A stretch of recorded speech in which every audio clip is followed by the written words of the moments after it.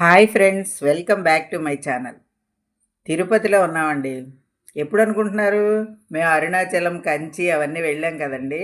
అప్పుడే తిరుపతి కూడా వెళ్ళాము. అయితే ఈ వీడియో పెట్టడం లేట్గా పెడుతున్నాను అంతే. కానీ మేము వెళ్ళినప్పుడండి అసలు ఎంత మంచు పడుతుందంటే కొంచెం ముందుకెళ్ళగానే రోడ్డు కనపడేది కాదు, అంత మంచు అనమాట. మళ్ళీ వర్షం అండి. కాసేపు వర్షం, కాసేపు మళ్ళీ ఆగిపోయేదనమాట. భలే ఉందండి, చిత్రంగా ఉంది వాతావరణం తిరుపతిలో. అయినా కానండి దర్శనం అయితే అమోఘంగా జరిగిందండి. మాకు సుదర్శనులు దొరికాయండి రూమ్సు. అక్కడికి లేపాక్షి అవన్నీ కూడా వాకబుల్ డిస్టెన్స్ అనమాట, బాగా దగ్గర. అయితే అక్కడ ఒక మార్కెట్ కూడా ఉందండి. శ్రీ వెంకటేశ్వర వాళ్ళది ఒక సూపర్ మార్కెట్లా ఉంది, అది కూడా చూసామండి మేము. అయితే ఇది సుదర్శన్ దగ్గరేనండి, షాపింగ్ కాంప్లెక్స్ అనమాట.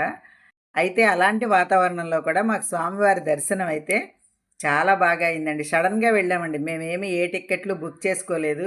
అలా బుక్ చేసుకొని వాళ్ళ కోసం చెప్తున్నాను. సర్వదర్శనం టోకెన్ అనమాట. సర్వదర్శనంలోనే వెళ్ళిపోయాము. లోపలికెళ్ళి ఆ టోకెన్ ఇస్తారు కదా! కాకపోతే మాకు 9 గంటలు పట్టిందండి దర్శనానికి. కానీ ఎంత అద్భుతమైన దర్శనం అనుకున్నారు. స్వామివారినైతే కాసేపు చూడగలిగామండి. ఎందుకనో మమ్మల్ని తోసేయలేదు. అది మాత్రం అద్భుతం అనమాట. తిరుపతిలో ఒక అద్భుతం అని చెప్పచ్చు. స్వామివారిని అంత కళ్ళారా చూడగలగడం. ఎవరైనా ముందుగా బుక్ చేసుకోకుండా వెళ్తే ఇలా సర్వదర్శనానికి వెళ్ళిపోవచ్చు, అంటే వెయిట్ చేయగలిగితే. అందుకని చెప్తున్నానండి. కానీ అక్కడ రూమ్‌లో ఉంటే ఫుడ్ అది కూడా పెడతారు కదా! అసలు కాలక్షేపం కూడా అయిపోతుందండి. ఎందుకంటే అసలు మనకు ఆ స్వామివారి దీనిలో ఉంటాం కదా! అందుకని ఏమీ తెలియదు టైము.